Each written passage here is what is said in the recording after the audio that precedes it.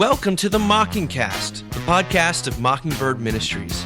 I'm David Zoll, your host, and in just a few moments, I'll be joined by my co-hosts, Sarah Condon and RJ Heyman. We come to you every week to explore a few of the places where we currently see grace, and its absence, playing out in unexpected and compelling ways. We are glad to have you with us. Praise the Lord. Praise the Lord. God. Here we are. And I've got no clever intro except for to say I'm glad to be speaking to the two of you again in what has become a way to demarcate these long weeks. I shared a meme on social media, Facebook thing that someone had sent me of a picture of, Alexander and the no good, very bad, awful day. And I think it says like a new classic, Alexander and the day that blended into every other day, like some Kafkaesque nightmare with no merciful end in sight. Bye. Let me ask you this, though. A lot of people out there are talking about things that are new during this time, stuff that they're, I guess hobbies they're taking up, and I know we've avoided. Our last episode was so dark that I felt like maybe we could talk about something slightly lighter. But is there any? Lighter? Is this lighter? I don't know. Is there anything new that you're taking up, or that you want to share, or any commentary you want to give on it? Because I found we're making our way through all the Jane Austen movies, and that sounds like something RJ would do. Yes, it would. That's lovely.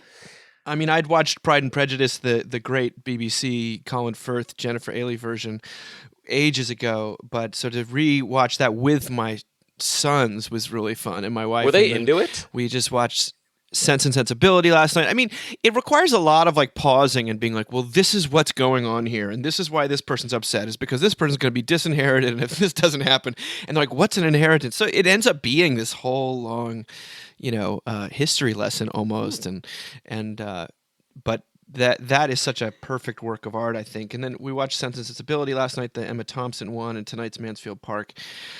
So that sounds super highfalutin. That's one of the love more, it. Good for you. That's awesome. one of the, I guess, new things we've been doing. What about you guys? Anything new?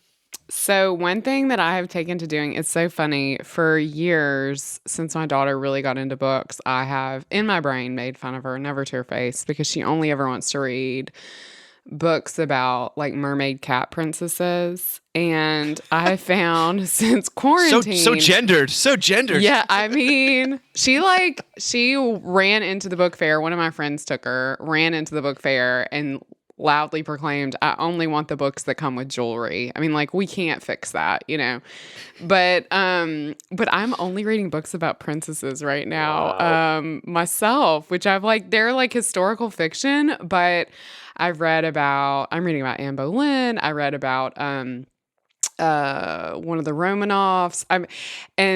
You make me feel so much better, because I was trying to explain to my son who the Romanovs were yesterday, and I was like, why am I trying to do this to him? But I realized it's because they're basically all in quarantine their whole lives. Right? Like, It's like, and then we were in the Winter Castle for 6 months. And I'm like, it just makes you feel less alone. I don't know.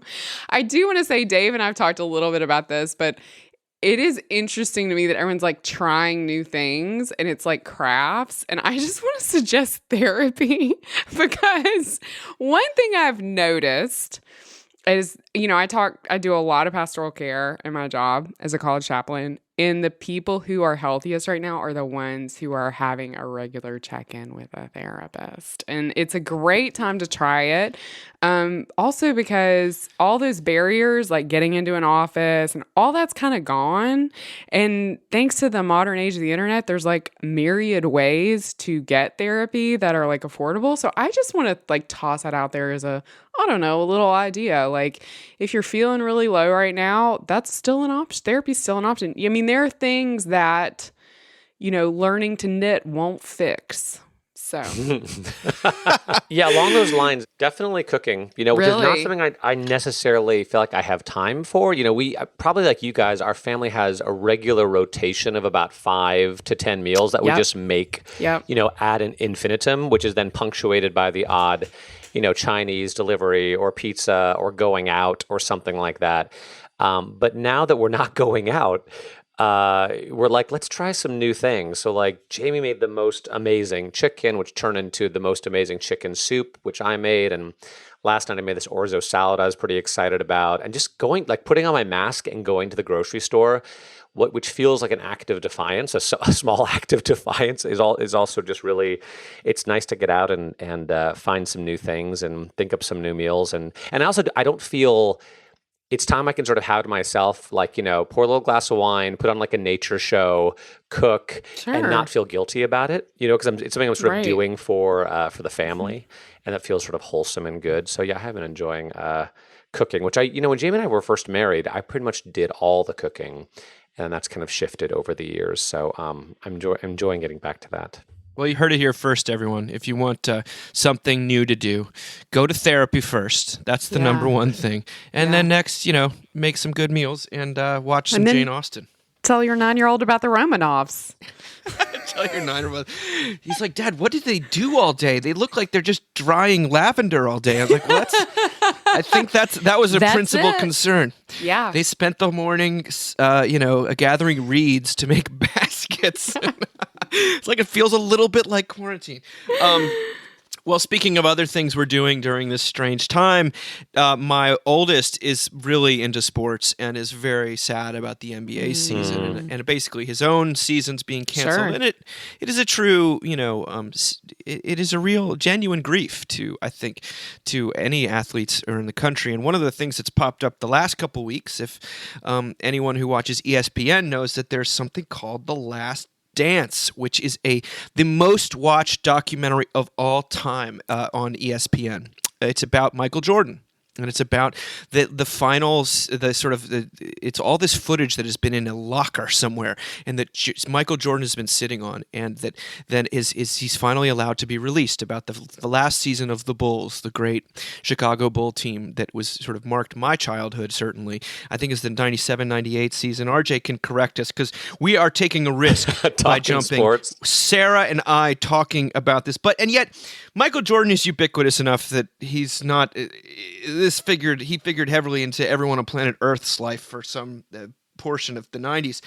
The article, though, that appeared, which goes beyond just the particulars of basketball or even Jordan, was on The Ringer by Brian Phillips, who's a great writer, called Michael Jordan the Story versus Michael Jordan the Man.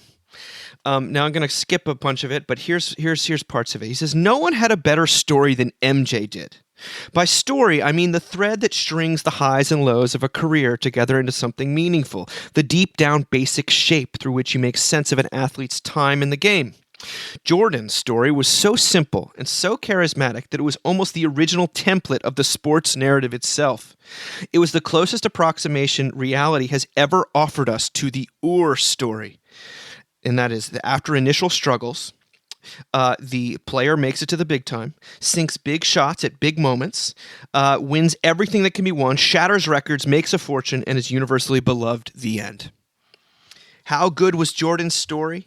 It was so simple and so charismatic that later great athletes have had their own narratives judged by how closely they resemble his. LeBron James might or might not be able to beat MJ one-on-one, but his story will always be a muddle, relatively speaking. Michael Jordan never went to Miami, never lost in the finals, never tried to be a movie producer. More than that, Jordan's story was so simple and charismatic that there are great athletes whose stories are literally the struggle to recreate Michael Jordan's story.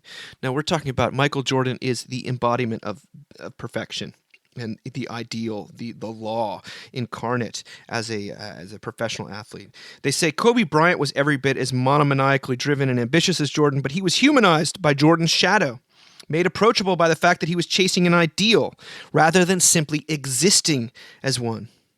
More than that, Jordan's story was so simple and charismatic that it convinced us to overlook all the places where it wasn't actually his story. Every messy human element, every reverse decision, every hard to reconcile addendum, the comeback with the Wizards, the bullying, the baseball interlude, was either retrofitted to suit the needs of the larger narrative or erased. The gambling, and Michael Jordan is known as sort of a really compulsive gambler, got folded back into the classic sports virtue of competitiveness. The Wizards era had the bizarre quality of being forgotten even as it was taking place. But then Phillips says, I think Michael Jordan spoke to a larger desire. Like any competitive pursuit, sports have always trafficked in the ideal. Here's the perfect body, sculpt it. Here's the perfect victory, write a poem about it in Greek. For the most part, though, the ideal remains an abstract concept. People chase perfection but don't reach it as a rule. In America in the 80s and 90s, though, we decided that we were going to see the ideal, the real thing, the source itself in the flesh. You could write a thesis probably on the historical factors that went in constructing that determination. The point is, Michael Jordan gave it to us. He came so close to actually embodying the ideal athlete. He really did hit the buzzer beaters. He really did seem to move in a different and more beautiful way than other players. He really did seem to hang for an impossible extra beat in the air. That we were able to believe the ideal athlete existed. He was here. He was ours. He was the perfect fusion of capitalism and destiny. He was a living person, but the way we experienced him, he was a basketball player in approximately the same way as King Arthur was a political leader. Now, I have my own history with Michael Jordan. I had Air Jordans, and I had the poster on the wall, and he was just an absolute icon from start to finish for anyone who lived in the 90s. But RJ, I would love to hear from you before moving on to what Ms. Condon has to say. Well, I feel like a lot of what he's mentioning, the problems with Michael Jordan's legacy started a while ago. Like, I remember when he was inducted to the Hall of Fame, the Basketball Hall of Fame, he gave the strangest acceptance speech in which he basically thanked no one and used it as an opportunity to settle old scores and be as petty as he possibly could. And everyone was just like, what the heck was that? But his coach, Phil Jackson, just was like, I love it. He's like, because that's Michael Jordan. That is who Michael Jordan is. He is a hyper-competitive, sort of petty, vindictive person. Steve Kerr, who's the current coach of the Golden State Warriors, tells a story about how his son beat Michael Jordan's son in a game of one-on-one basketball when they were both like 8 years old. And Jordan didn't talk to him for 2 months because he was so angry about it. For me, it just goes back to... We've talked about this a little bit on the podcast, but when you have people in culture who are really good at something, right? If maybe they're really good musicians, they're really good artists, they're really good, athletes. Do we expect them to be good people too? Because Michael Jordan is just not a good person.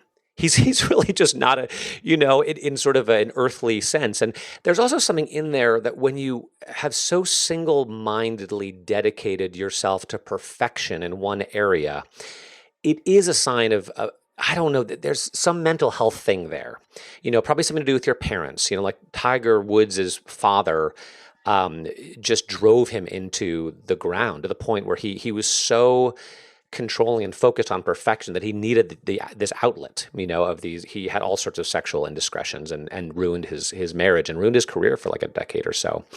So I don't know what to say. Charles Barkley said a long time ago, he was sort of an original basketball bad boy, and he once said, I'm not paid to be a role model. I'm not a role model.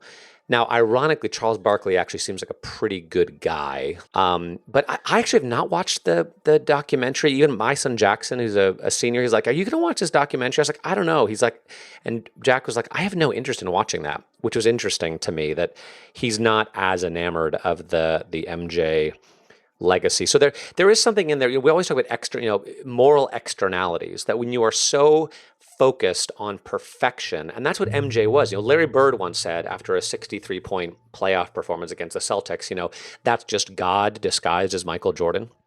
Your dad, Dave, has talked about the gospel being the integration of the sort of the boys in the basement, sort of the shadow self into the true self, that we become sort of whole people because we know that our dark side is redeemed and kind of covered and forgiven. But you see this kind of splitting in these athletes with this public persona. Even Magic Johnson was the same way. There was Magic Johnson, and then there was Irvin Johnson, and he's even talked about his two different personas, the splitting that happens when you're so focused on perfection in a given area. But no, those are some of my thoughts. Sarah, any thoughts on Michael Jordan? Well, I'm like, so how does that explain Weird Al? I mean, that's like really interesting to me. I mean, not to bring it back to my all-time favorite subject we've ever talked about, but it is interesting, like how people talk about how he's not split in that way, right? Yeah. But he's definitely focused and passionate about what he does. Yes. I don't know. It's interesting. I actually have watched this documentary because my Really? husband is a huge Michael Jordan fan. Josh loves basketball. He plays basketball every day with our son. I mean, he's loved it his whole life. I mean, he grew up literally like on literally playing basketball, which he will remind our son of regularly when he complains about having to go outside and play basketball on like a gravel driveway, which is not an easy place to play basketball. No. So I have watched it, and RJ, it's really helpful actually to hear you talk about him because he is not a nice person. No, he's awful. It's really fascinating in this documentary. I mean, I have to say, as someone who is like not into sports at all, it is beautiful to watch him play. I mean, I didn't grow up with sports, so I didn't watch him play when he was like at his height. And they'll show this footage that you're just like, my goodness, how is he managing that? But it also, and it totally relates to like the darkest parts of me. It also is a little bit of his like place to be like, and this person did me wrong, and this person did me wrong. And there's like a whole lot of language, which is like, I guess I'm just old enough that it's still bracing to kind of see that like on like to see like a famous person be like F this person. You're like, okay, dude. But I mean, he definitely like it's an interesting documentary because I totally value why this person or this piece, because it really doesn't delve into him not being a nice person as much as it does kind of re-emphasize just how incredibly talented this individual was. So I would be interested to see what you thought about it when you watched it, RJ. Well, there's a really interesting correlation between perfection and love. That, and I wonder if, because Weird Al is so obviously imperfect. In fact, his whole thing is being imperfect, is being a ridiculous proxy. It's like you insert Weird Al's idea of a Michael Jordan thing would be to insert himself as Michael Jordan, and just that his existence is so ridiculous. But it's hard to love perfection. You can admire it, but I've noticed though that people don't.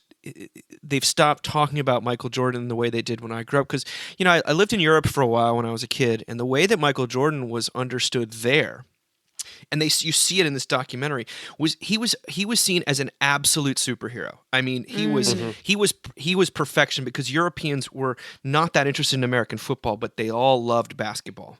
And super, and Jordan, and you do watch him, Sarah, you're right, you watch him and he never misses. It's amazing. And he always, that kind of he didn't believe he could lose. He really had that bullying of his teammates, and it sounds like the esprit de corps wasn't always that great, even though they were winning so much.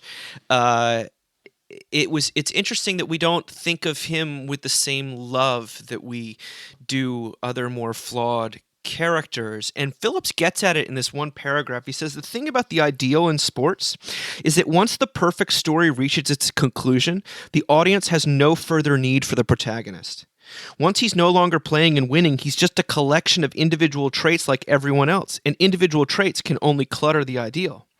Shaquille O'Neal can go on illuminating his shackness for us in venues outside basketball, but when Michael Jordan shows his personality, it's inconvenient. That's why the crying Jordan meme, this was all over the internet for a long time, of Michael Jordan crying, and people would just write ridiculous things. It was funny and also jarring in a way that a crying Kareem Abdul-Jabbar meme wouldn't have been. It showed the ideal totally swamped by messing human weakness. It reduced the ideal to a state of tear-stained puffiness. Show a normal person overwhelmed by tears, and people will respond with sympathy or will feel moved. Show the ideal in tears, and the response is a kind of startled mockery. And that has always been in my mind when it comes to Jordan, and that we don't remember him with quite the same love, possibly because he stands as such a condemnation as over the world. Although it was a delight to watch him play, and just for the beauty of the game. But again, I also note that thing: if you achieve total justification and enoughness in this one area, it's not going to silence the voices. Clearly, he's got to use this documentary to relitigate or to adjudicate all of these past gripes, and to reclaim his perfection. Which, of course, the moment you start to step back into the courtroom, you start to look guilty. Right? Sure. It's not a good look. As you were talking, it strikes me too how much and how often beauty flows from pain, but that there does seem to be a qualitative difference between beauty that flows from pain that has sort of not been dealt with versus beauty that flows from pain which is just raging. That there's something about Michael Jordan, there's a pain within him that continues to rage, and it pushed him to these unbelievable heights. But it's different. We talked about the Holy Trinity. Was it last week or the week before? Weird Al, Dolly Parton, and Mr. Rogers, who all clearly have their pain, but they've thought about it and they've worked it through and they've dealt with it, and that pain has become a source of healing for other people in a way that that I don't know, that Michael Jordan just sort of can't do. But among sports figures, I've talked about Andre Agassi before, and I find him endlessly fascinating because he also had a father, Iranian-American, former Olympic weightlifter father who just pushed him and pushed him and pushed him and pushed him and pushed him. And Agassi hated tennis. He hated it, but he was good at it. But he finally hated it so much that he had to quit for a little while. He quit for like 2 years. And then he came back. He actually had like 2 or 3 comebacks, but when he came back, he was better than he was before, but he was also more integrated because he had dealt with his past and his pain.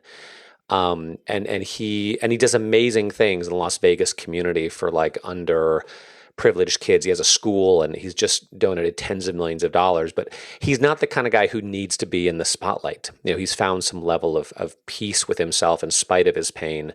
And he's still... It carried him to great athletic heights and success. Like he only became number 1 in the world after one of his comebacks, after sort of dealing with his past. So I'd like to think it's possible in some sort of way. But he's more lovable for that reason. Exactly. Jordan didn't have the chinks in the armor that No. There was no space for identification because he was so otherworldly. Yeah. I'd much rather sit down and no for one lunch wants to with hear Andre Agassi than Michael Jordan. My God. We want to hear Charles Barkley, talk about basketball, but we don't really want to hear Michael Jordan do it because he's too good. Well, and he's too good, but also like I think RJ, what you're pointing to is this idea that people, and it gives me great empathy for him. People who are gifted in this way, and for so many people who are gifted in the way that he's gifted, something dark has pushed them there, right? Yes. And we use them and we love them and we adore them, and then we don't. And then they're still left with that darkness, right? They're still left with that.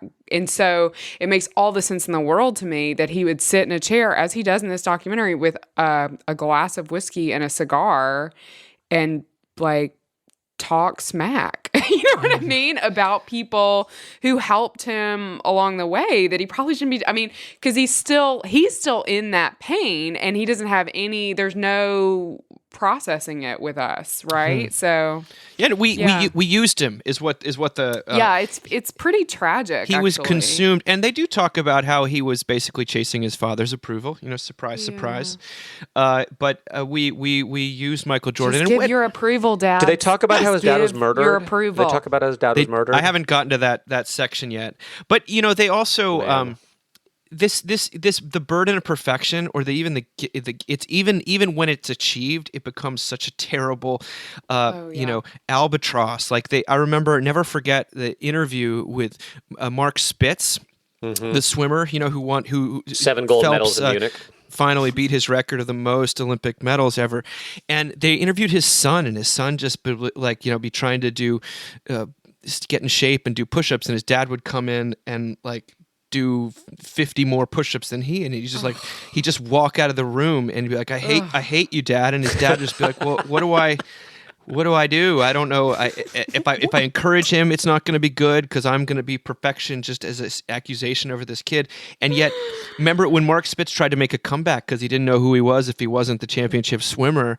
That was a really sad moment in sports history. I think someone should do a documentary about failed comebacks, like when Bjorn Borg tried to come back. Or these things happen. And what do you do with a person? Who are you? And in fact, that's kind of leads into our next article, which is this brilliant essay for Wired magazine by Laurie Penny called Productivity is Not Working. Now, this will touch on some themes we've talked about quite a bit, and it's certainly right in line with the Seculosity chapter on the cult of productivity. But this is what Laurie Penny wrote, and she's writing from the perspective of a millennial. She says, the drive to stay productive, and this is what she's talking about it within quarantine, is about so much more than making rent. It is a moral discipline.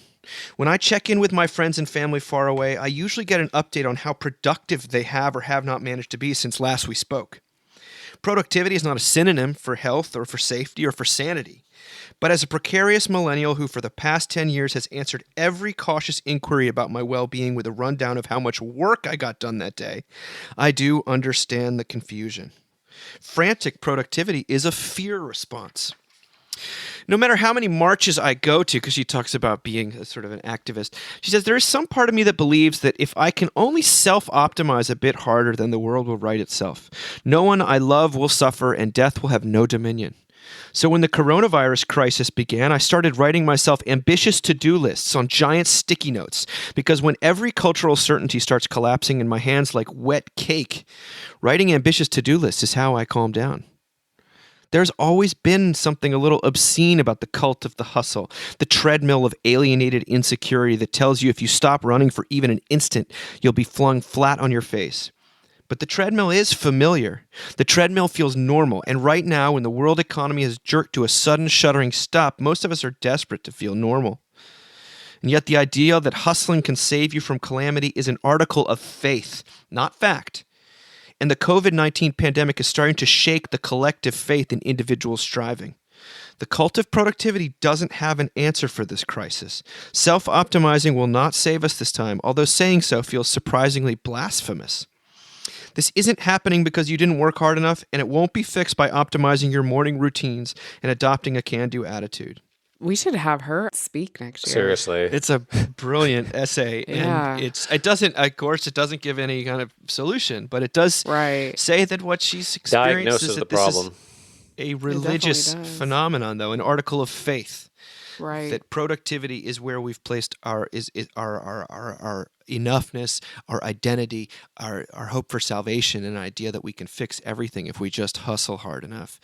And feeling deeply betrayed by that in the midst of this, and the insufficiency of it, which is always probably, I doubt that she would have, if you'd woken this person up in the middle of the night, or any of us who are such workaholics or workists, would we say, oh yeah, this is the most important thing to me, or I believe that this can actually deliver what I think it will.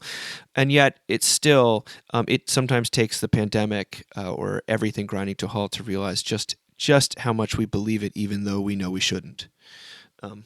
Where did this lead you guys? Well, to go back to what I said before, I think the lack of routine, one of the hardest things about the lack of routine is it doesn't give my workist self much to hang its hat on. You know, that at least when I have a routine, I know that, like, okay, I got up this morning, I got the kids to school, I was to the office before 8, I worked my 8, 9, 10 hours, I went home, maybe I got a lot accomplished. Even if I didn't get as much accomplished as I wanted to, I can go back and do it again tomorrow, you know, and sort of make up for that. But now that's just sort of all out the window. You know, that there's this weird combination, you know, I'm working, my wife is working, and as she points out in this, was it this article or another one? Like, taking care of the kids is also working. You know, cooking is also working. Cleaning is always working. So it feels like I'm constantly working, and yet there's no sense of self-justification. It doesn't satisfy that part of myself that needs somebody to hang its hat on. and even it did strike me, even in better times, what percentage of my time am I either working or thinking about working or trying not to think about working so that I can be rested and then get back to working? Just how much either doing or thinking about it defines my existence. And I'm not I'm an extrovert. And I'm kind of addicted to newness and to distraction. And in this moment, when there's so little newness and so little distraction, again, we've said it before. What did Blaise Pascal say? That all the problems in the world can be traced to our inability to sit quietly in a room alone. I'm not good at sitting quietly in a room alone. Even if I was, my 3-year-old wouldn't let me. But yeah, there was a lot that rung bells here. And maybe this will go on long enough that we'll get better at this, but I'm not optimistic. I think we're just sort of waiting for it to time out, and then we'll go back to what we were doing before, but maybe not. Sarah, you said you said before we got on that you're rethinking everything. What does that mean? Yeah, I mean, I say this hesitantly because the last thing I want to do is make women feel bad, and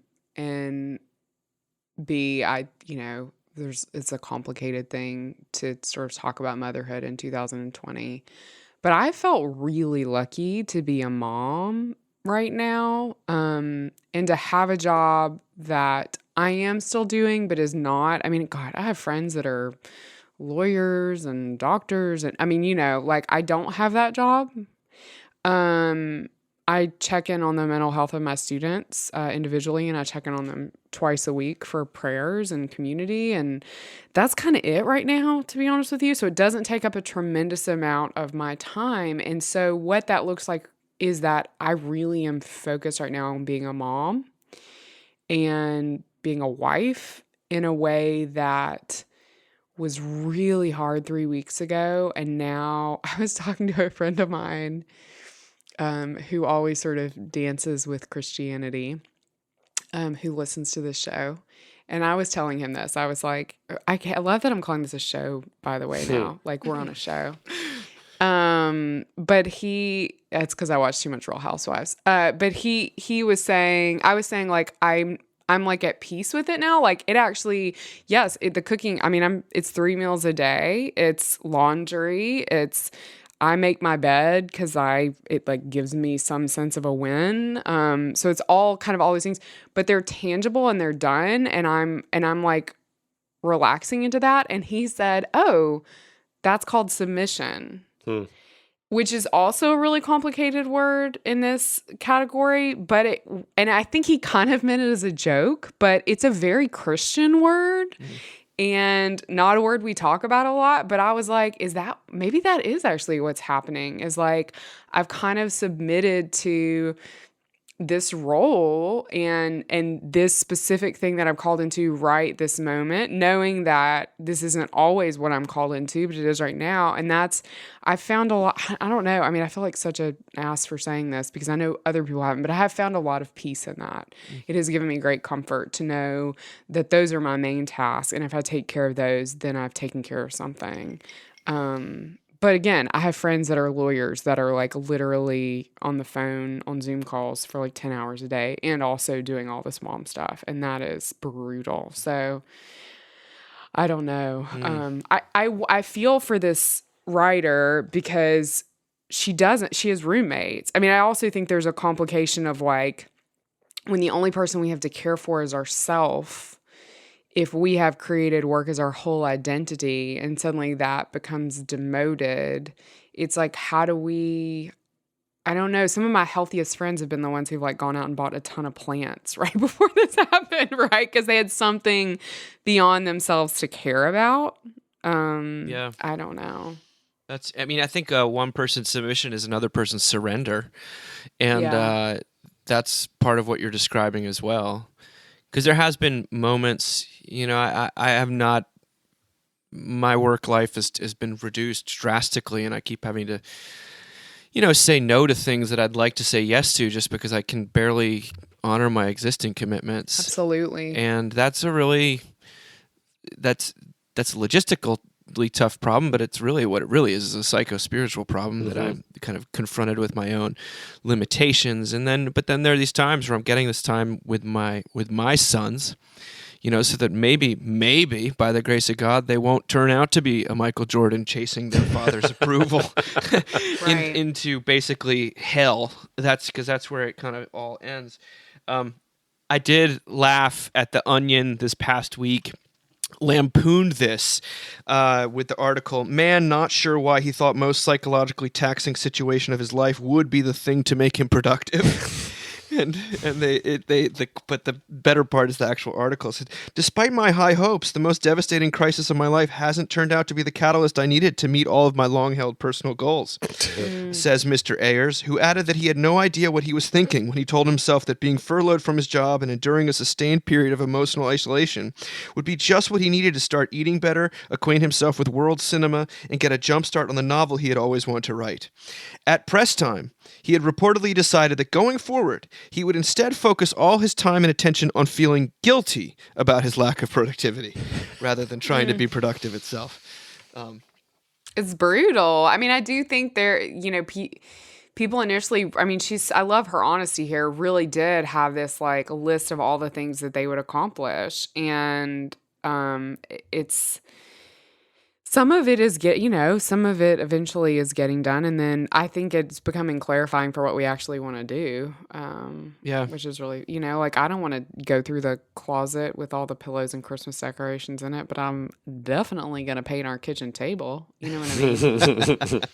Sorry, I've been going through Josh. all my childhood things it's kind of my therapy by way of regression, and that has reminded me of all of these things that I used to think were so important, like Michael Jordan, like Image comics, and how little that I think about them now. It's been a massive perspective check. But, one of the things that it leads Lori Penny in this state of failure, which especially all workaholics, workists, even parents just to a great extent too. One of the great refrains I'm hearing is just how insane trying to homeschool your children is, as well as have a job, and how that. Oh, yeah. Or not only homeschool, not only be their teacher, but be their, cafeteria person. And when we say teacher, I mean, I think that's the thing that's hitting me. Like, we actually mean teach them new concepts. Like, my third grader today was like, "I'm not good at geometry." And I was like, "No, boo-boo. You're great at geometry. You just have me trying to teach you about geometry." Do you know what I mean? Like, it's like, I'm not equipped to do this. So, yeah, sorry to interrupt. I think that is the thing. I've been like, "Oh my God, I'm teaching you new concepts." No, I'm not capable of that. I'm glad. I don't know. I'm glad. I'm so glad, Sarah, that you have sort of submitted to your current role, and Dave, that you've, I don't know, been able to say no to things. I guess listening to you guys, I just realized our life is not. It doesn't work if our kids aren't in school.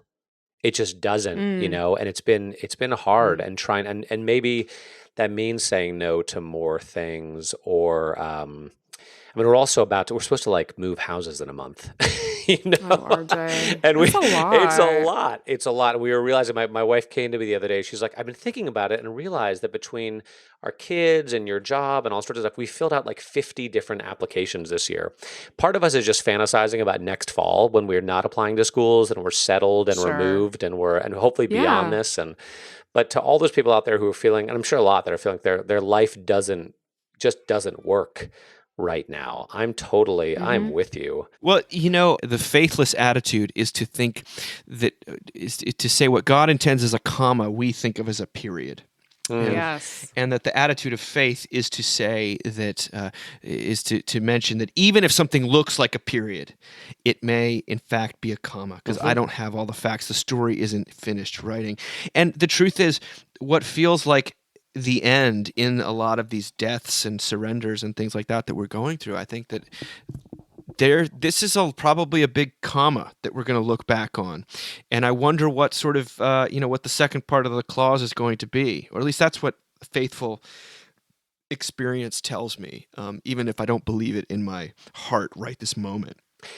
Well, it's like, I love to look at historical photographs because I just sit there and stare at those people and I think, well, they made it and they get to die. You know what I mean? They get to be dead now. And there's some relief in that for me. I mean, I really, like I've always been fascinated by World War II. And I mean, I read a ton about this stuff. It's probably why I like my stupid princess books right now. You know what I mean? I'm like, well, dang, they made it. You know what I mean? When the Romanovs didn't.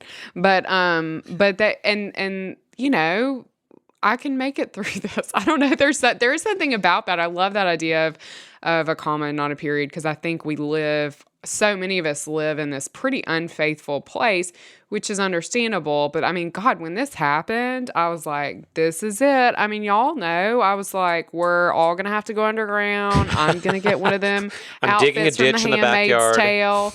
Tale. My kid's not going to learn geometry because I'm going to be his teacher for the rest of his life. It's like The church is over.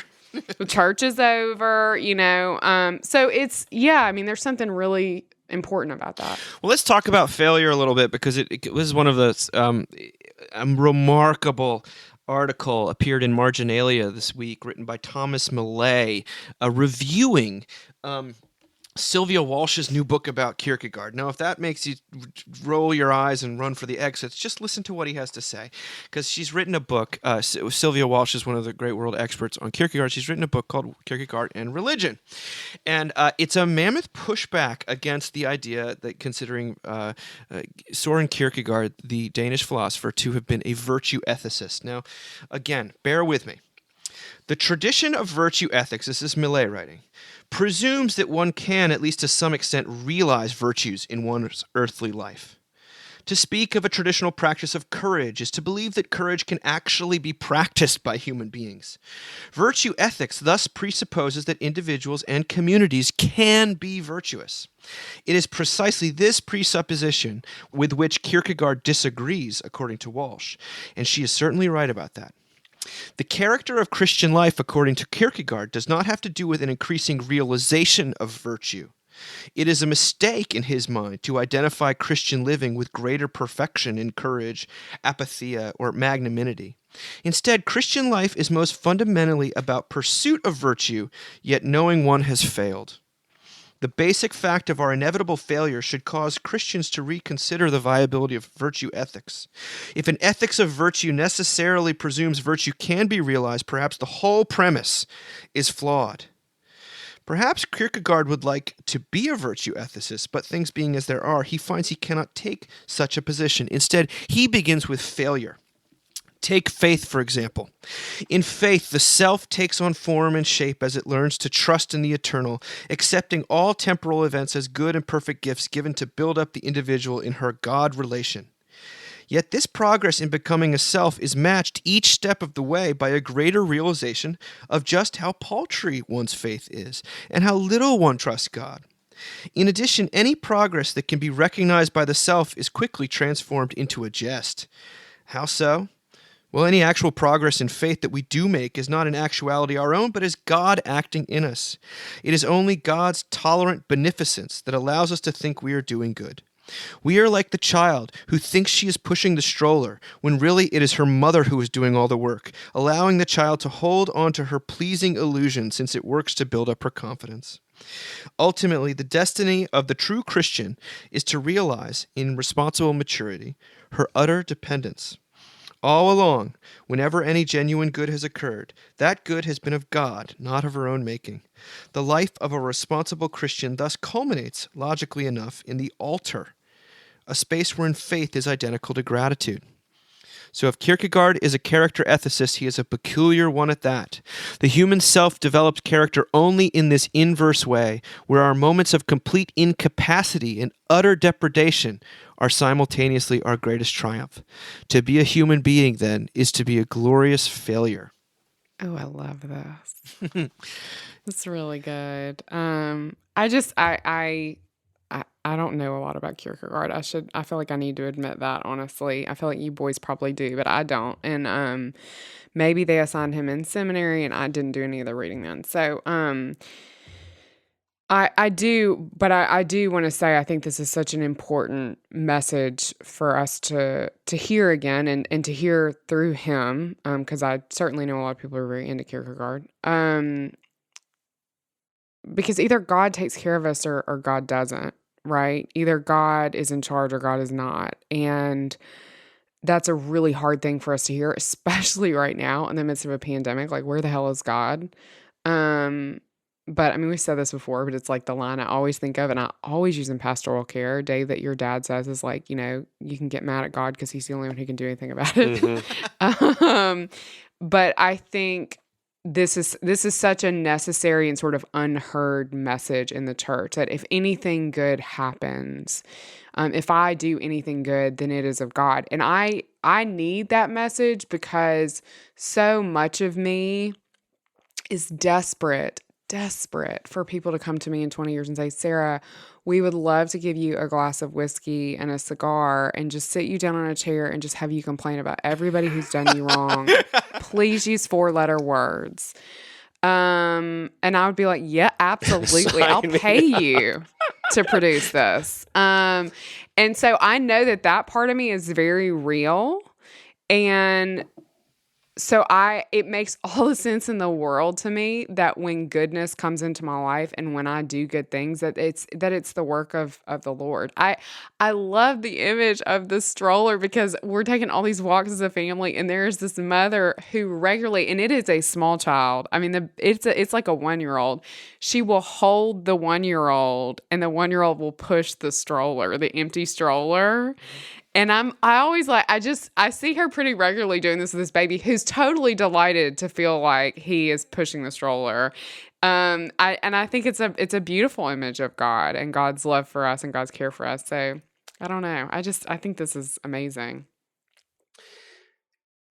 Yeah, I struck again by how addicted we are to the idea of improvement, ethical action, that we can be more and better. And then that's the human project. That's the Christian project. I think I've shared the story before of a friend of mine, good friend who's not a Christian, but he and I have spiritual conversations from time to time. He's a super smart guy, and he was on a artificial intelligence kick at one point. He's like, RJ, guys in your line of work are going to be really important because we're gonna need someone to teach these robots how to be good. And I was like, oh, Paul, I'm not in the making good business. I'm in the forgiveness business, And then actually we were able to have a really good conversation about that. But that we're not here to make people good because it's not something that can be done. It's not an attainable goal. And what she says about failure, that if there is a cardinal Christian virtue, I think it might be humility. I think about Romans, whenever someone wants to talk about Christian ethics, they're like, well, Romans chapter 12, the beginning, do not conform anymore to the pattern of this world, but be transformed by the renewing of your mind. And they think what that means is just be better.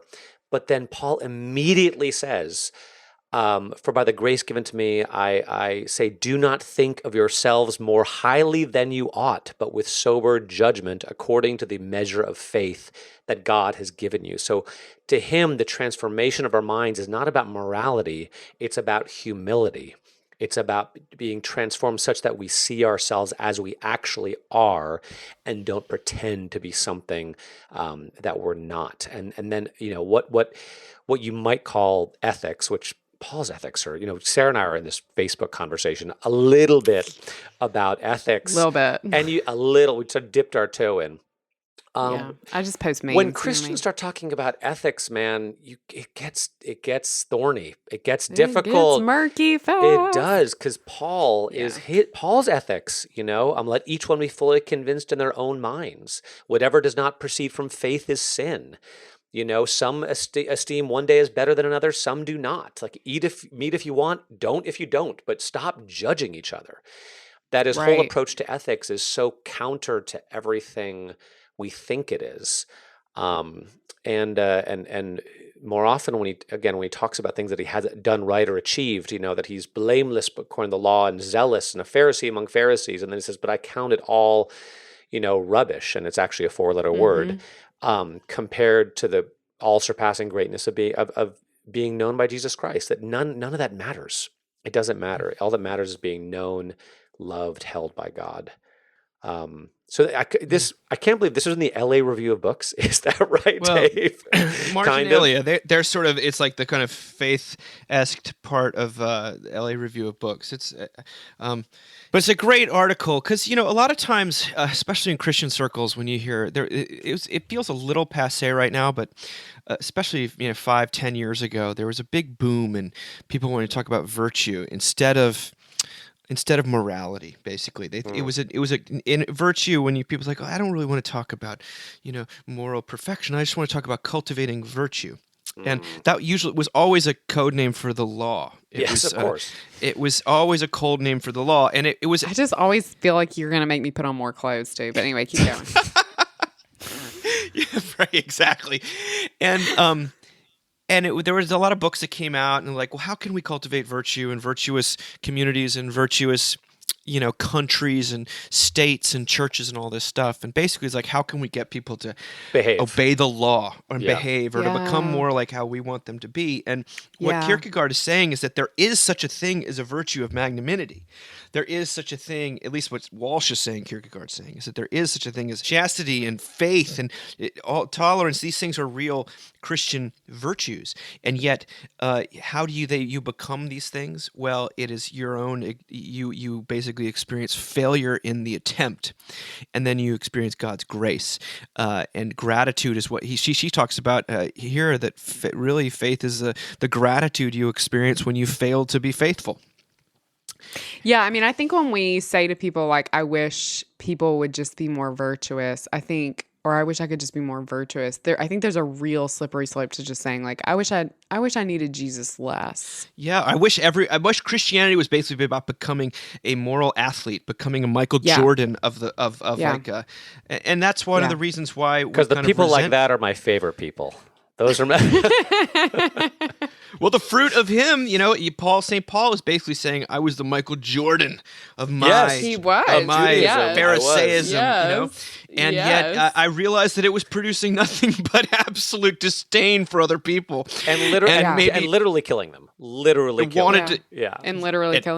In his case, literally killing them. In other people's case, just wanting to assassinate their character on. Michael Jordan would full on still kill people if he would. could. You know what I mean? Like if it were back in the days, yes. like absolutely would. Yeah. Like. I would too. I want to seek out this book, and I also want to seek out the writers behind the article. Let's end with a couple of things that have appeared on Mockingbird. These are both, they kind of work in tandem, and they're both about this productivity, virtue, striving, and failure, the experience of it. The first is by Sarah Denley Harrington, who wrote something called The Freedom to Do Nothing, and says that she's a stay-at-home mom and has had a really hard time, though, not constantly thinking about time, work, and the cult of efficiency. And more often than not, realizing that she's tying her personal worth in conscious and unconscious ways to what she's doing and her accomplishments.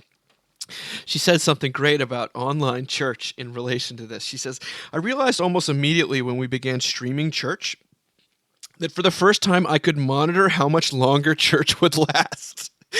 I felt an odd sense of control and also an incredible sense of guilt. I told myself that a large part of operating on countdown mode was my anxious personality and my unruly children, who, unsurprisingly, seemed to behave less well in the comfort of their own home, watching a screen, than in the confines of a pew where some amount of decorum is expected. Same, girl. I also reminded myself that it wasn't specific to a worship service. I often find myself fixated on how many episodes are left in a season of a television show, how many pages are left in a chapter of a novel. I'm unquestionably a neurotic person living in a neurotic age. So she's confessing to basically failure to think about, to reconceive of this new normal in the right way, especially as it relates to church. And I think a lot of us can relate to that. Now I want to shift, and we'll come back to Sarah Denley Harrington, but then Lydia Suet today wrote something about quarantine side effects, the many existential crises from staying at home. She says, we are all experiencing different changes in routine and different objects of loss. And while some of those losses sound small, they're having a significant impact on us. My small losses have led me to become increasingly restless, so I feel compelled to set goals: health goals, reading goals, creative goals. I have also noticed an increase in negative thoughts. For me, whether at work, at home, in my relationships, or spiritually, these anxieties tend to center on the question, am I doing enough?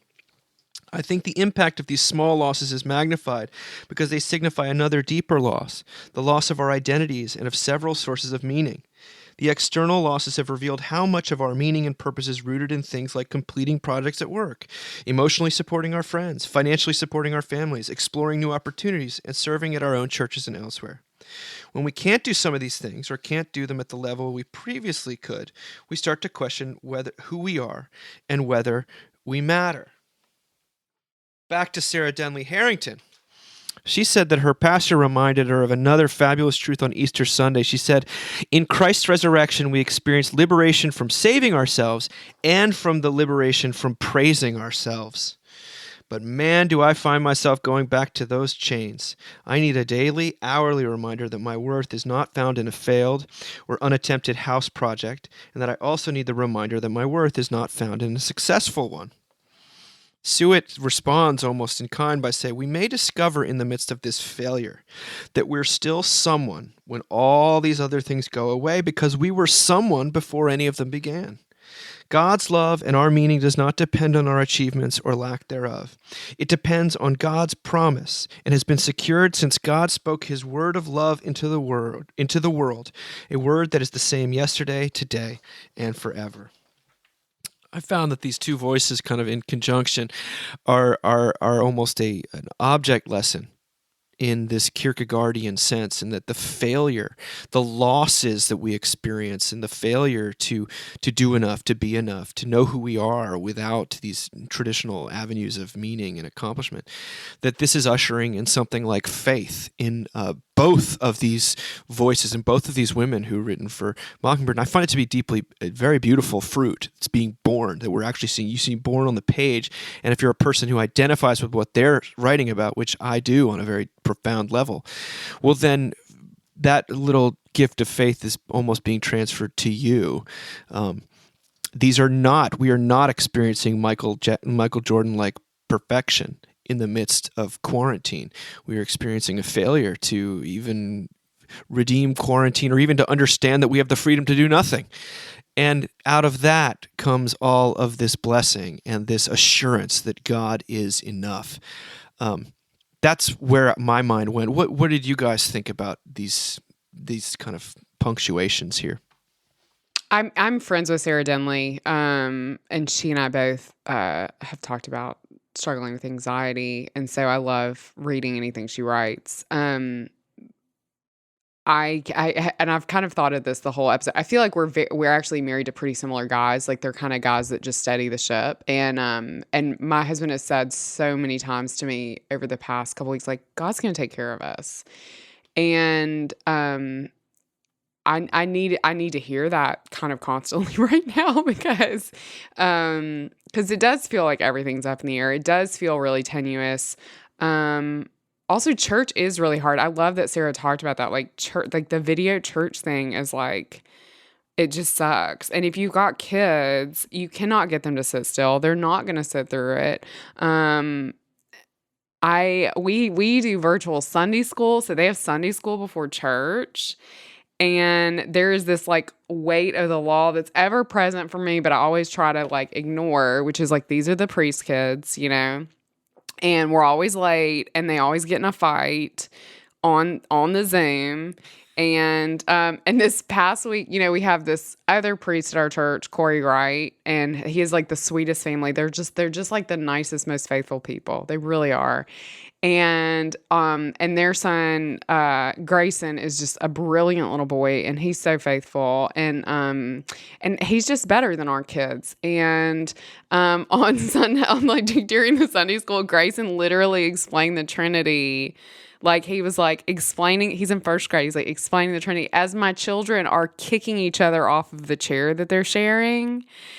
And I just felt like it's, you know, wheels are off the wagon in such a real way. And I mean, I'm finding relief in this conversation that these two women are having that, you know, our identity is having to shift. Things are having to fall away that we felt like we were keeping up the ruse on. Do you know what I mean?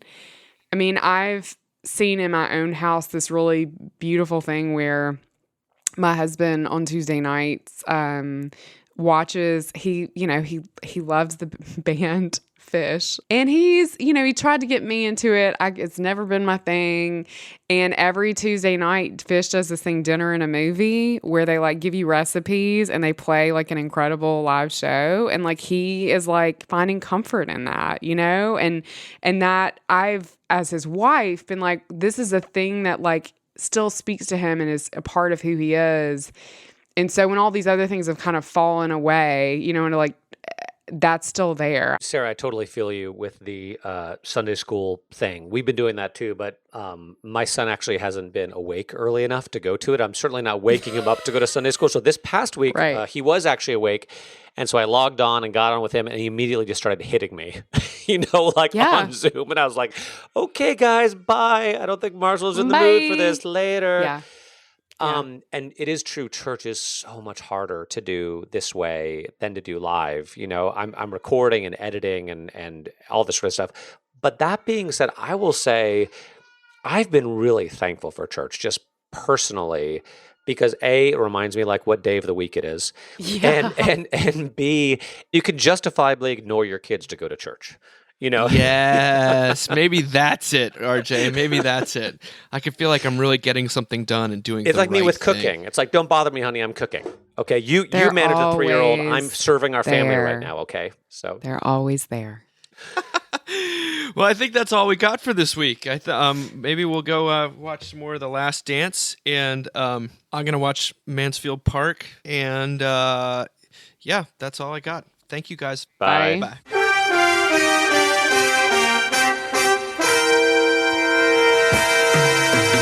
Thank you for listening.